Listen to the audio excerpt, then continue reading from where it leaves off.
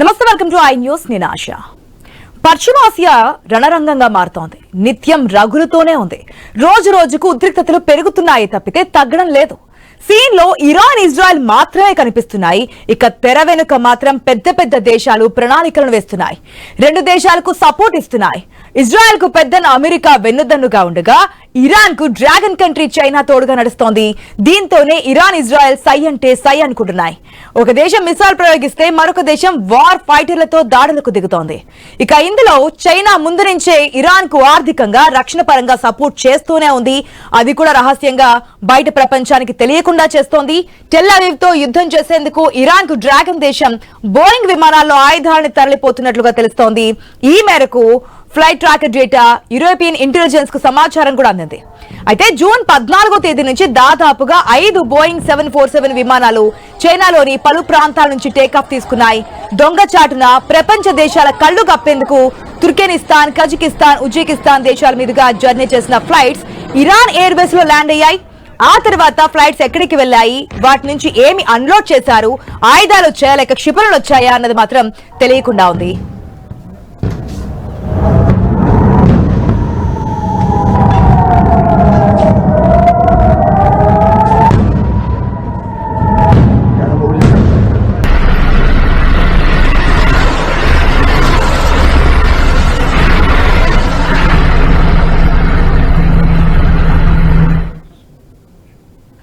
అయితే ఇక్కడ ఒక ట్విస్ట్ కూడా ఉంది. విమానాల ట్రాకింగ్ మాత్రం లక్సెంబర్గ్ కాగా అట్లాంటిది యూరోపియన్ ఎయిర్ స్పేస్ లోకి ఎంట్రీ కావలేదన్న ఆధారాలు కూడా ఉన్నాయి. ఎందుకంటే లక్సెంబర్గ్ కూడా తమకు ఎలాంటి సంబంధం లేదని అక్కడి కార్గో విమానయాన సంస్థ కార్గోలెక్స్ ప్రకటించింది. ఇంతకు ఆ విమానాలు ఎక్కడికి వెళ్లాయి, అంత పెద్ద విమానం ఎక్కడ ల్యాండ్ అయిందో తెలియకుండా ఎందుకు ఉంచాల్సి వచ్చింది అనేది ఇక్కడ ప్రశ్నగా మారింది.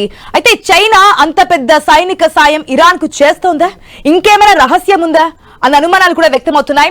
ఈ అనుమానాలను బట్టి చూస్తేనే ఇరాన్ కు డ్రాగన్ కంట్రీ మిలిటరీ సాయం అందిస్తుందన్న బలమైన కారణాలు కూడా కనిపిస్తున్నాయి. మొదటి నుంచి దీర్ఘకాల మిత్ర దేశమైన టెహ్రాన్ కు బీజింగ్ సాయం చేసే అవకాశాలే ఎక్కువయ్యాయంటున్నారు విశ్లేషకులు. అయితే మొదటి నుంచి ఇరాన్, చైనా వ్యూహాత్మక భాగస్వాములుగా ఏర్పడిన దేశాలు. ఈ రెండు దేశాలు ప్రపంచ రాజకీయాల్లో అమెరికా ఆధిపత్యానికి ప్రత్యామ్నాయంగా తమ ప్రభావాన్ని పెంచే దిశగా పనిచేస్తున్నాయి. ఇక అమెరికా విధిస్తున్న ఆంక్షలకు సమాధానంగా చైనా, ఇరాన్ బంధం మరింత బలపడుతోంది. వీరి మద్దతు ఒకరినొకరు ఆర్థిక, రక్షణతో పాటుగా పలు రంగాల్లో గట్టిగా నిలబెట్టే విధంగా మారుతోంది.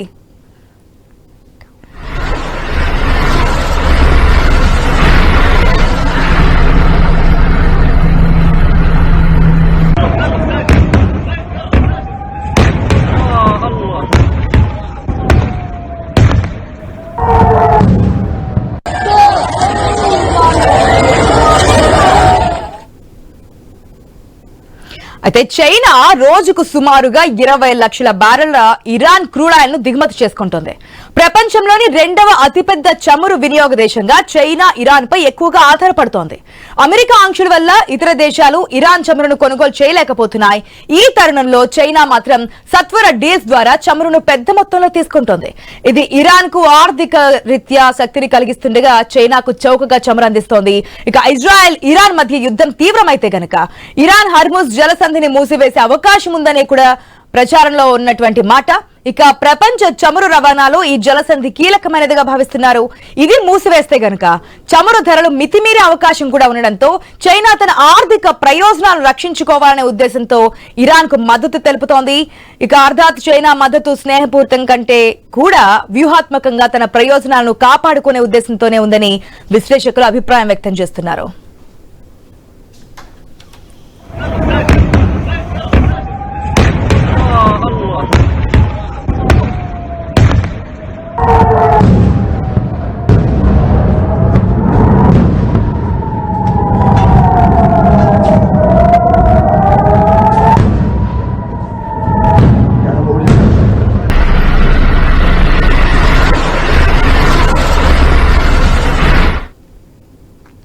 ఇక ఇజ్రాయెల్ కు అమెరికా కూడా గట్టిగానే సపోర్ట్ చేస్తోంది. ఈ యుద్ధం సమయంలో ఇజ్రాయెల్ కు అమెరికా సంపూర్ణ మద్దతు ఇస్తోంది. జర్మనీ కూడా మరో చేయి వేసింది. ఇజ్రాయెల్ కు ఆయుధ సహకారం అందించింది. ఇజ్రాయెల్ ను రక్షించడానికి సైనిక పరికరాలను మోసుకెళ్లే కార్గో విమానాలు అవీవ్ లో ల్యాండ్ అవుతున్నాయి. ఇందులో ఆయుధాలతో పాటు ఇతర సామాగ్రి ఉందని తెలుస్తోంది. ఆపరేషన్ రైజింగ్ లయన్ ప్రారంభించినప్పటి నుంచి అలాంటి 14 విమానాలు ఇజ్రాయెల్లో ల్యాండ్ అయ్యాయని, అక్టోబర్ 7వ తేదీన జరిగినటువంటి ఊచకోత తర్వాత ఇజ్రాయెల్ హమాస్ యుద్ధం ప్రారంభమైనప్పటి నుండి 800 కంటే ఎక్కువ విమానాలు ల్యాండ్ అయ్యాయని రక్షణ మంత్రిత్వ శాఖ తెలిపింది. ఇక రాబోయే వారాల్లో కూడా ఇటువంటి కార్గో విమానాలు ఇజ్రాయెల్ కు మరిన్ని చేరుకుంటాయని తెలుస్తోంది. ఇక 2 వారాల గడువు అంటూ అమెరికా విధించిన టైం అయిన తర్వాత పరిస్థితులు ఎలా ఉంటాయన్న దానిపై కూడా ప్రపంచ దేశాల ఆందోళన వ్యక్తం చేస్తున్నటువంటి సిచ్యువేషన్. రోజు రోజుకు పెరుగుతున్నాయి 2 దేశాల మధ్య ఉద్రిక్త పరిస్థితులు. ఏ క్షణం ఏ విధంగా ఉండబోతుంది మనకి బయటికి కనిపిస్తుంది. 2 దేశాల మధ్య నడుస్తున్నటువంటి దాడులు ప్రతిదాడుల కింద చూస్తున్నప్పటికీ కూడా ఇంటర్నల్ గా సపోర్ట్ చేస్తూ ఉండడం వల్ల ఇది ఇంకా ఈ స్థాయికి పెరిగిపోతుంది అన్నటువంటి ప్రశ్నలు వస్తున్నాయి. దీనికి సంబంధించి మనతో మాట్లాడడానికి మా డిబేట్ లో పార్టిసిపేట్ చేస్తున్నారు మన్యం కోటేశ్వరరావు గారు, పొలిటికల్ అనలిస్ట్, అదేవిధంగా నర్రా విజయ్ గారు ఉన్నారు, పొలిటికల్ అనలిస్ట్. నమస్తే అండి, welcome to the show. First గా కోటేశ్వరరావు గారు నమస్తే అండి. నమస్తే కోటేశ్వరరావు గారు, గతంలో కూడా మనం మాట్లాడుకున్నాం ఇరాన్ ఇజ్రాయెల్ వార్ అనేది ఏ స్థాయికి వెళ్తోంది, ఇది ఎంతవరకు ముందుకెళ్లే అవకాశాలు ఉన్నాయి, ప్రపంచ దేశాలు సపోర్ట్ చేసినటువంటి సిచ్యువేషన్, G7 సదస్సు గురించి కూడా మనం మాట్లాడుకున్నాం, ఏదైతే ట్రంప్ కెనడా నుంచి బయలుదేరినటువంటి పరిస్థితులు. ఇప్పుడున్నటువంటి సిచ్యువేషన్స్ లో ఇండైరెక్ట్ గా సపోర్ట్ చేస్తున్నట్టు ఇజ్రాయెల్ కి సపోర్ట్ చేసినటువంటి దేశాలు చూస్తున్నాం, ఇరాన్ కి ఇండైరెక్ట్ గా సపోర్ట్ చేసినటువంటి దేశాలు చూస్తున్నాం. ఇది ముదురు ఏ స్థాయికి వెళ్తుంది అనేది ఒక ప్రశ్న అయితే ఉత్పన్నం అవుతోంది. ఎట్లా ఉండబోతుంది అనుకోవచ్చు కోటేశ్వరరావు గారు? గాజాలో 2023 అక్టోబర్ 7 నుంచి ఇప్పటి వరకు దాదాపు 55-56 వేల మంది పసిపిల్లల్ని, మహిళల్ని, కదలలేనటువంటి వృద్ధుల్ని హత్య చేసింది ఇజ్రాయెల్. దానికి ఆయుధాలు ఇచ్చింది ఎవరు? ఒకటి. తాజాగా జరిగినటువంటి పరిణామాల్లో ఇరాన్ మీద ముందుగా దాడి చేసింది ఎవరు? మీరే చెప్పారు, అమెరికా లేదా ఇతర పశ్చిమ దేశాలు 800 విమానాల్లో ఆయుధాలు కానీ లేదా ఇతరత్ర సామాగ్రి కానీ ఎవరి మీద దాడి చేయడానికి, ఏ ప్రపంచ శాంతి కోసం తరలించారు ఇజ్రాయెల్కి అనేటువంటిది ముందు అమెరికా లేదా దాన్ని సమర్థించేటువంటి వాళ్ళు సంజయ్ చెప్పాలి. చైనా 5 విమానాలు అంటున్నారు, 5 కాదు 10 ఇచ్చింది అనుకోండి, ఏమిటి తప్పేంటి? ఒక బాధిత దేశానికి మిత్ర దేశంగా చైనా ఉంది, మన దేశం కూడా ఇరాన్కి మిత్ర దేశమే. సరే, మన వాళ్ళు ఎందుకు ఇవ్వట్లేదు ఏమిటనేటువంటి అది వేరే అంశం. చైనా ఇస్తే లేదా రష్యా ఇస్తే, రాబోయే రోజుల్లో ఇంకా అదనంగా ఇస్తే ఇరాన్కి అదొక బాధిత దేశం. ఇప్పుడు అమెరికా మొత్తం అగ్రదేశంగా ఉన్నటువంటి అమెరికా, ఇతర పశ్చిమ ఐరోపా దేశాలన్నీ కలిసి దాన్ని నాశనం చేయడానికి చూస్తూ ఉంటే, దాన్ని ప్రతిఘటిస్తున్నటువంటి ఇరాన్కి ఆయుధాలు ఇస్తే తప్పేమిటి అన్నది నా ప్రశ్న. ఇక్కడ మంచి చెడ్డల సమస్య కాదు, బాధిత దేశం ఏది? గాజాలో ఆ పసిపిల్లలు ఏం చేశారు, మహిళలు ఏం చేశారు? ఇప్పటికీ అంత దుర్మార్గంగా చేస్తా ఉంటే మానవ హక్కుల గురించి, మానవత్వం గురించి కబుర్లు చెప్పేటువంటి పశ్చిమ దేశాలు ఎందుకని ఇజ్రాయెల్కి సరఫరా చేస్తున్నాయి? దానికి కదా ముందు సమాధానం చెప్పాల్సింది. ఇటీవలకు వచ్చేసరికి ఇరాన్ ప్రతిదాడులు చేస్తా ఉంది, అది మిసైల్ వేస్తా ఉంది. పశ్చిమ దేశాల మీడియా అంతా, పశ్చిమ దేశాల మీడియానే కాదు, పశ్చిమ దేశాల మీడియాని చూసి మన తెలుగు మీడియాలో కూడా కొంతమంది గుండెలు బాదుకుంటున్నారు. ఏమిటట? పౌర నివాసాల మీద ఇరాన్ దాడి చేస్తా ఉందట. మరి ఇజ్రాయెల్ చేస్తుంది ఏమిటి? గాజాలో పౌర నివాసాలు కావాలి, అవి ఉగ్రవాదుల ప్రాంతాలు అవి. లేదు, ఇరాన్ లో దాడి చేసినటువంటి వాటిల్లో ఎక్కువ మంది చనిపోయింది ఎవరు? పౌరులే కదా. అందుకని దానికి ఒక న్యాయము, ఇరాన్ ఒక న్యాయమా అనేటువంటి ప్రశ్న. అందుకని మీడియాలో వచ్చేటువంటి వార్తలు కావచ్చు, వ్యాఖ్యానాలు కావచ్చు, ఏకపక్షంగాను లేదా పక్షపాతంగాను కనిపిస్తున్నాయి అనేది నేను ఈ సందర్భంగా చెప్పదలుచుకున్నా. ఒకవేళ నిజంగా చైనా ఆ విమానాలు ఏమయ్యాయో అని మీరే అంటున్నారు కనుక, అవి ఏమైనాయో మనకైతే తెలియదు ఇప్పటికీ. ఒకవేళ ఇరాన్కే వెళ్ళి ఇచ్చినా గానీ తప్పేమీ లేదు అనేది నేను చెప్పదలుచుకున్నాను. ఓకే, విజయ్ గారు నమస్తే అండి. నమస్కారం అండి, చెప్పండి. గతంలో కూడా మనం మాట్లాడాము సేమ్ టాపిక్ సంబంధించి. అప్పుడు ఏ స్థాయిలో ఉంటుంది అనుకున్నా, ఇప్పుడు కాస్త సపోర్టింగ్ అనేది బహిర్గతంగానే మాట్లాడుతున్నటువంటి సిచ్యువేషన్. ట్రంప్ ఇటుపక్క రష్యా అధ్యక్షుడు, అటుపక్క ట్రంప్ చేసినటువంటి కామెంట్స్, ఇప్పుడు సోనియా గాంధీ చేసినటువంటి కామెంట్స్, ఇవన్నీ చూస్తున్నప్పుడు ఏం జరగబోతోంది అనేది మనం గతంలో ఆడుకున్నాం. థర్డ్ వరల్డ్ వార్కి ఏదైనా సూచిక కిందకి అనిపిస్తోందా ఈ ఉద్రిక్తతలు చూస్తూ ఉంటే అని. ఒకవేళ ఈ అణుబాంబుల తయారీకి సంబంధించి కానీ ఇరాన్ వెనక్కి తగ్గకపోతే ఇజ్రాయెల్ ఏ విధంగా చేస్తోంది, తగ్గాలి అని చెప్పి అమెరికా చేస్తున్నటువంటి ఒత్తిడి కానీ ఇవన్నీ చూసిన తర్వాత ఏ విధంగా ఉండబోతుంది? ఇటుపక్క ఇరాన్ కూడా సపోర్ట్ పెరుగుతోంది కదా. ప్రపంచం చూసినట్టయితే ప్రపంచ దేశాలు, మనం అమెరికా అనేది ప్రపంచాన్ని శాసిస్తుంది. అనధికారికంగా దాదాపు అన్ని దేశాలు అమెరికాను ఒప్పుకున్నటువంటి అంశం. మీరు ఐక్యరాజ్యంతా ఇంకేదా అని అమెరికా అనే దేశాన్ని ప్రపంచ పోలీసుగా, ప్రపంచం ఒక అగ్రరాజ్యంగా అనధికారికంగా ప్రతి దేశము ఒప్పుకున్నటువంటిది. ఆ దేశానికి సంబంధించినటువంటి ఇప్పుడు ఇరాను అణు రియాక్టర్లు తయారు చేస్తున్నది. దాన్ని తయారు చేయొద్దు అనేది అమెరికా ఆశిస్తున్నది. దానికి సంబంధించినటువంటి అంశం చూడాల్సినటువంటిది ఉంది. దాన్ని ఒప్పుకోవడానికి ఇరాన్కు వస్తున్నటువంటి ఇబ్బంది ఏందో తెలియదు. ఇజ్రాయెల్ ఇప్పుడు చేస్తున్నటువంటి దాడి కూడా చూసినట్లయితే ఇజ్రాయెల్ వాస్తవానికి టార్గెటెడ్ గానే చేస్తున్నారు. అణు రియాక్టర్ల మీద దాడి, మిలిటరీ మీద దాడి, మిలిటరీ ఆఫీసుల మీద దాడి జరుగుతున్నటువంటిది ఉంది. అదే సందర్భంలో ఇరాన్ ఏం చేస్తుంది, పౌరుల మీదనే చేస్తున్నది ఎక్కువగా. సేమ్ మన ఇండియా పాకిస్తాన్ మన జరిగినప్పుడు పాకిస్తాన్ వాళ్ళు మన జనాల మీదనే దాడులు చేశారు, జనాల మీదనే డైరెక్ట్ బాంబులు వేశారు. మనం కనీసం టార్గెటెడ్ గా టెర్రరిస్ట్ ప్రాంతాల మీదనే దాడి చేసిన, వాళ్ళ మిలిటరీ బేస్ మీద మిలిటరీ బేస్ మీద జరిగినట్టు ఇట్లా జరగవచ్చు. కానీ పౌరుల మీద జరిగేటువంటి దానికి సంబంధించినటువంటిది ప్రతి ఒక్కరు ఖండించాల్సినటువంటి అవసరం ఉంటుంది. అయితే ఇరాన్ సంబంధించి, ఎందుకంటే ఇరాన్ కు అమెరికా మొదటి నుంచి వ్యతిరేకం, ఇజ్రాయెల్ కు బహిరంగంగానే సపోర్ట్ చేస్తున్నటువంటిది అది మొదటి నుంచి కనిపిస్తుంది ఓపెన్ గా. చైనా ఏం చేస్తుంది మరి? చైనా ఓపెన్ గా నేను ఇరాన్ కు మద్దతుని ప్రకటించవచ్చు, కానీ చైనా అంతా ఒక చాటుమాటు వ్యవహారం లాగా నడుపుతున్నది మొత్తం. ఇప్పుడు నీకు పంపించాలనుకుంటే ఆయుధాలు డైరెక్ట్ పంపించుకోవచ్చు కదా, డైరెక్ట్ ఇరాన్ లోనే ల్యాండ్ అయితే అయిపోద్ది. ఇంకో దేశం తిరిగి కార్గో విమానాలు తిరిగి ఆ దేశానికి రావాల్సినటువంటి అవసరం ఏముంటది? ధైర్యం ఉండాలి. మరి ఆ ధైర్యం అమెరికాను శాసిస్తున్న అమెరికాకు ప్రత్యామ్నాయం మేము అని చెప్పాలనుకుంటే చైనా డైరెక్ట్ చెప్పాలి, డైరెక్ట్ అటాక్ చేయాలి, డైరెక్ట్ చేయాలి. అంతా ఇండైరెక్ట్ మొత్తం మన చుట్టూ భారతదేశం చుట్టూ ఉన్న దేశాలని వాళ్ళ కబ్జా పెట్టుకోవాలని, ఒక ఆధిపత్యం చేయాలనేటువంటి ఆశ కూడా కనిపిస్తుంది చైనాకు సంబంధించినటువంటిది.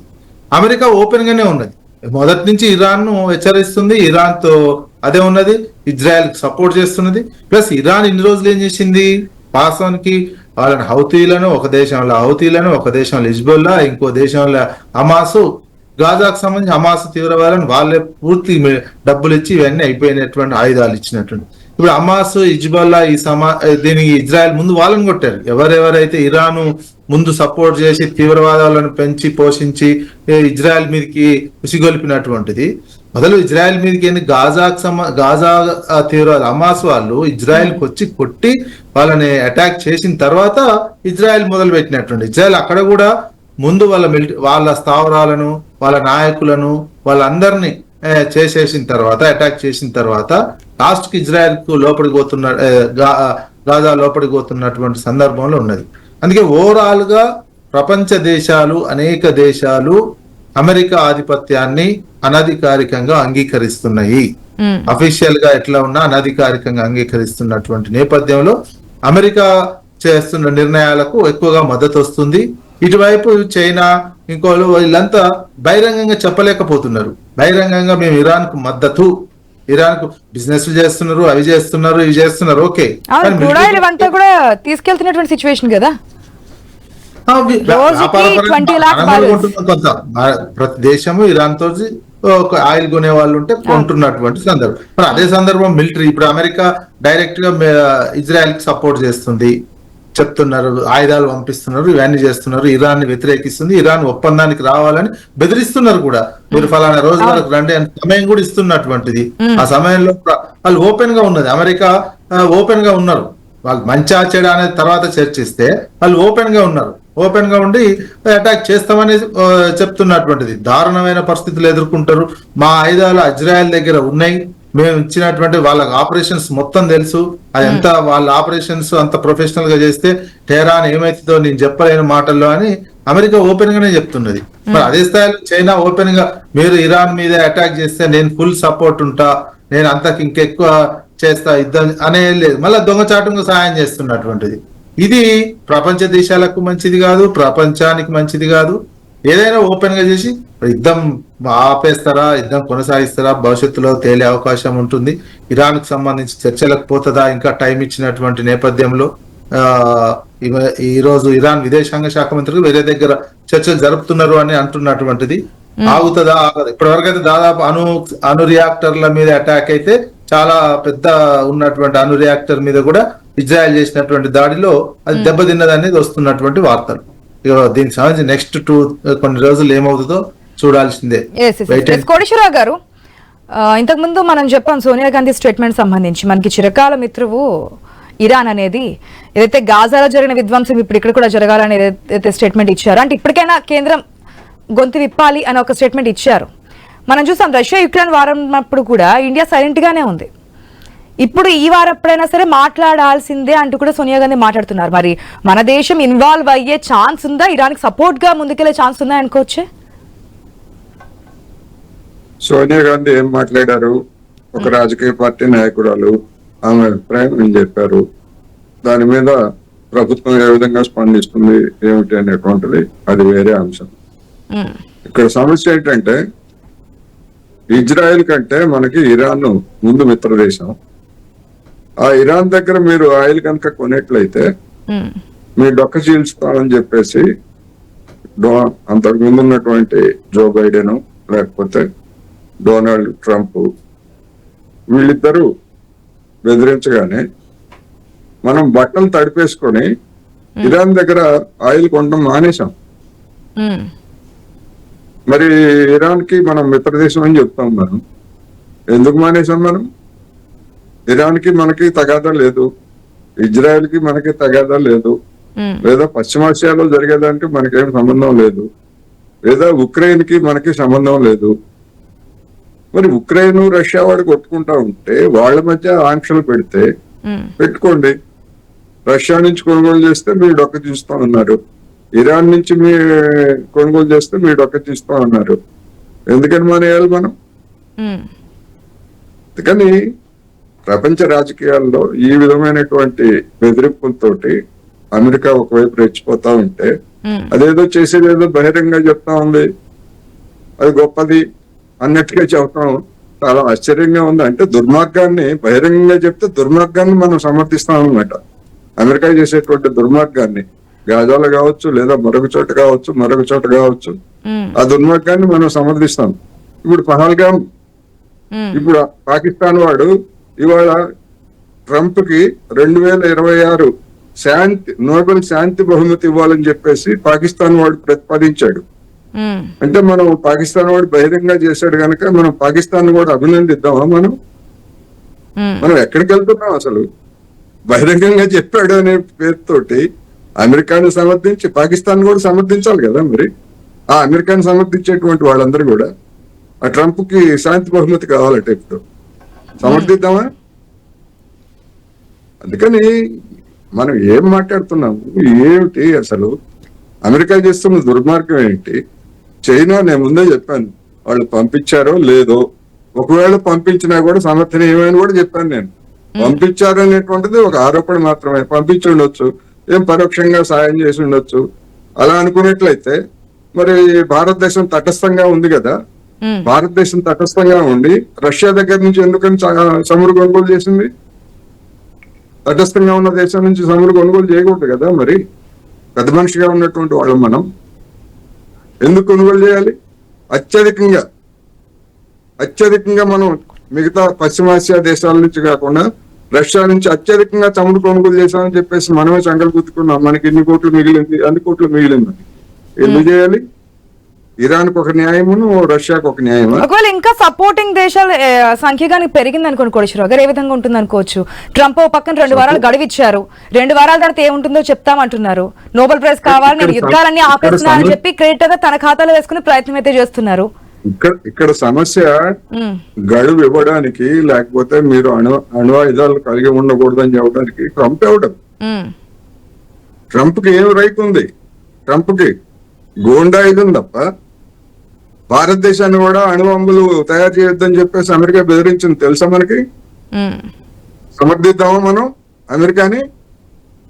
మన మీద ఆంక్షలు పెట్టింది.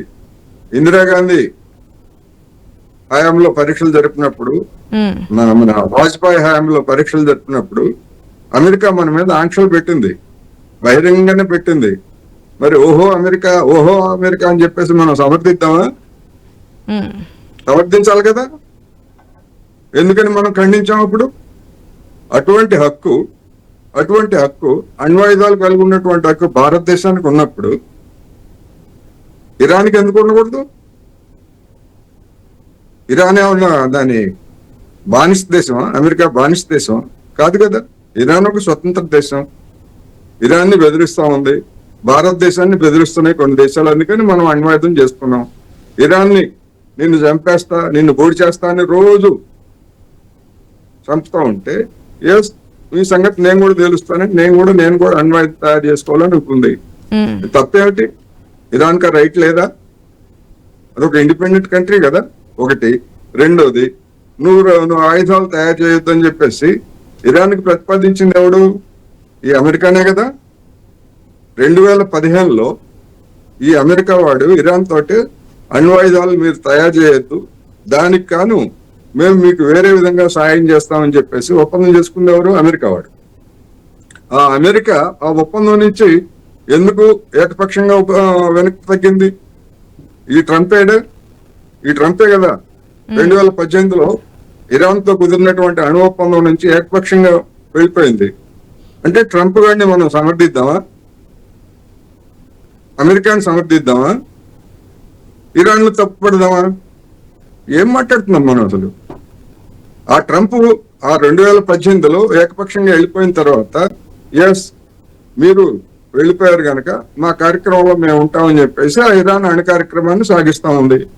ఉమ్, ఇప్పుడు వచ్చి నువ్వు ఆపే, లేకపోతే నేను చంపేస్తా, నేను నరికేస్తా. వీడెవడండి ఈ ట్రంప్ గాడు? ఉమ్, ఏం రైట్ ఉంది వీడికి? ఇట్లాంటి వాళ్ళని సమర్థించేటువంటి వాళ్ళు వాడికంటే దుర్మార్గులు అంటాను నేను. ఓకే. కానీ సమస్యను సమస్యగానే చూడాలి, దుర్మార్గాన్ని దుర్మార్గంగానే అనాలి తప్ప ఉమ్, వాడు బహిరంగంగా చెప్పాడు కనుక వాడు గొప్పవాడు అని అంటే ఎవడు బహిరంగంగా చెప్తే గొప్పవాడైతే ఇక మనం సమర్థిద్దాం? మనకేం లేదా? ఏమన్నా సీజ్ ఫైర్ కి ఏమైనా ఛాన్సెస్ ఉన్నాయనుకోవచ్చు కోటేశ్వరరావు గారు? అంటే రోజు రోజుకి తీవ్రతరం అవుతోంది, సపోర్టింగ్ దేశాలు పెరుగుతున్న ఇరుప్రక్కల కూడా మనం చూస్తున్నప్పుడు. సో ఇది ఇంకా తీవ్రతరం కాకుండా ఉండి సీజ్ ఫైర్ కి ఏదైనా ట్రంప్ ఏం చెప్పాడు? G7 సమావేశంలో ఒక రోజు ముందుగానే వెనక్కి వచ్చి అవును. నాకు ఇంతకంటే ముఖ్యమైన పనులు ఉన్నాయి అని చెప్పాడు. ఉమ్, వచ్చి ఏం చేశాడు? మన పహల్గామ్ మన మీద దాడి చేయించినటువంటి ఉగ్రవాదులను దాడి చేయించినటువంటి ఆ మునీర్ అనేవాడికి విందు భోజనం ఇచ్చాడు. ఉమ్, దాన్ని ఖండించడానికి మనకు నోరు రాలేదు మన నాయకులకి. ఉమ్, అటువంటి దుర్మార్గానికి నువ్వు విందు భోజనాలు ఇచ్చి నువ్వు పెద్దపీట వేస్తున్నావు అని చెప్పి ఖండించడానికి మనకు నోరు రాలేదు. మన ఆత్మగౌరవం ఏమైనట్టు? వాడు బహిరంగంగానే చేశాడు. వాడిని గొప్పడని పొగుడుదామా? ట్రంప్ మునీర్కి విందిచ్చినటువంటి ట్రంప్ మహా గొప్పడు. బానిస బుద్ధులు తప్ప. ఉమ్, అందుకని అమెరికా వాడి స్పష్టం. వాడు భారతదేశాన్ని అదుపు చేయాలనుకుంటున్నాడు, చైనాని అదుపు చేయాలనుకుంటున్నాడు, మొత్తం ప్రపంచాన్ని అదుపు చేయాలనుకుంటున్నాడు. ఇప్పుడున్నటువంటి పరిస్థితుల్లో మీరు అడిగారు శాంతి అనేటువంటిది అమెరికా వాడు కావాలని చేయిస్తూ ఉంటే శాంతి ఎక్కడ ఉంటది? అమెరికా వాడిని ట్రంప్ని ఒక్కరోజు ఆపేరా యుద్ధం నెతన్యాహు అని చెప్పేసి అంటే నెతన్యాహు ఒకరోజు ఆపేస్తాడు. లేదు నేను నీకు ఆయుధాలు ఇవ్వను ఆపేస్తానని చెప్పేసి అంటే మీరే చెప్పారుగా 14 విమానాలు ఈ కొద్ది రోజుల్లో వచ్చాయని. ఎందుకు పంపించాడు? శాంతి గురించి చెప్పేవాడు, శాంతి బహుమతి కావాలనేటువంటి వాడు 14 విమానాల్లో వాడు కావచ్చు, ఇతర ఐరోపా దేశాలు కావచ్చు, ఎవరిని చంపమని, ఏ దుర్మార్గానికి ఇరాన్ వెనక్కి తగ్గమని. ఇరాన్ ఏమన్నా ముందు దాడి చేసిందా ఇజ్రాయెల్ మీద? ట్రంప్ వైఖరి ఇరాన్ వెనక్కి తగ్గకపోతే ఇజ్రాయెల్ సపోర్ట్ అడ్డాలనే కదా. అంటే వాడేవడండి ఇవాళ ఇరాన్ అయిపోయింది, రేపు భారతదేశాన్ని, ఇప్పుడు భారతదేశం మీద కూడా కత్తి పెట్టాడు.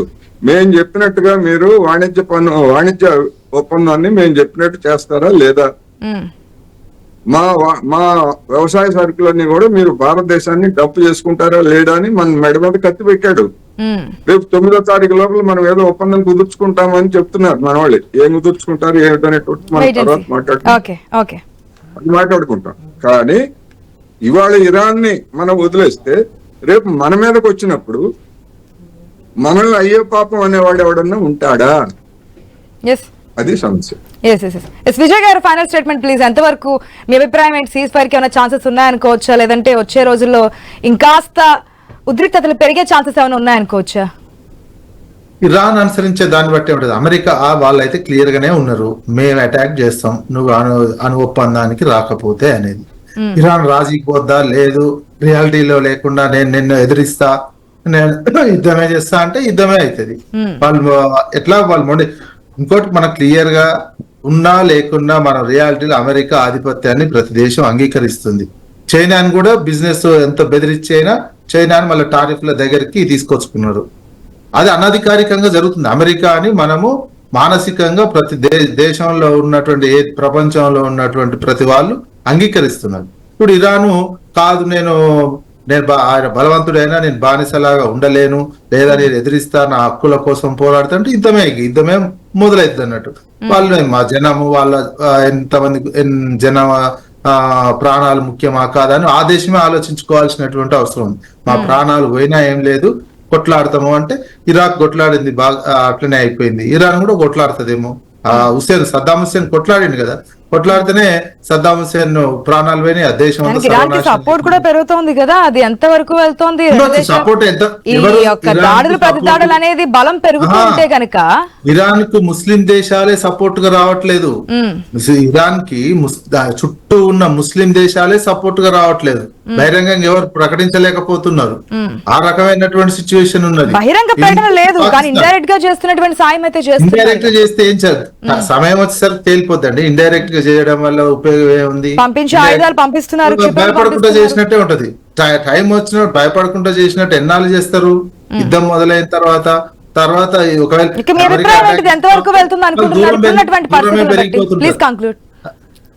దూరమే పెరిగిపోతుంది. అందుకే ఇరాన్ వాస్తవానికి ఒకవేళ ప్రపంచ శాంతి ఉండాలి, లేదా ప్రపంచ యుద్ధాలు కావద్దు అంటే ఇరానే అణు ఒప్పందం నుంచి ఒప్పందంలోకి పోవాలి, తగ్గడమే కరెక్ట్. లేకపోతే ఇరాన్ మూల్యం చెల్లించుకుంటుంది. వాళ్ళు ఓపెన్ నేను అటాక్ చేస్తా, దాడి చేస్తా అన్నదాన్ని చెప్తానే ఉన్నారు. గుండాయిజం అంటమా, ఇంకా దుర్మార్గం అంటమా? ఆ దుర్మార్గాన్ని మన వ్యక్తులు కాదు, ప్రపంచ దేశాలన్నీ అంగీకరిస్తున్నాయి. అంగీకరిస్తున్నప్పుడు నేను ఒక అతను యుద్ధం చేస్తాంటే చైనా ఏమైతే పరిస్థితుల్లో తేలిపోతాయి. ఏమో మరి ఇండైరెక్ట్ గా సపోర్ట్ చేసే దేశాలు ఉన్నాయి, డైరెక్ట్ గానే సపోర్ట్ చేసే దేశాలు ఉన్నాయి ఇరాన్ కి, ఇజ్రాయెల్ కి. వెయిట్ అండ్ సీ ఏం జరగబోతోంది ఏంటది. మరి ట్రంప్ మధ్యవర్తిత్వం ఎంతవరకు పనిచేస్తోంది? భారత్ కూడా ఏమైనా స్పందిస్తుందా? చేస్తే ఇరాన్ సపోర్ట్ చేస్తుంది? ఇవన్నీ కూడా రాబోయే రోజుల్లో తెలిసేటటువంటి అంశాలు కాబట్టి వెయిట్ అండ్ సీ చూద్దామండి. Thank you so much Koteswararao గారు, విజయ్ గారు. ఇది వాటి స్పెషల్ డ్రైవ్. అప్డేట్స్ కొనసాగుతూనే ఉంటాయి, చూస్తూనే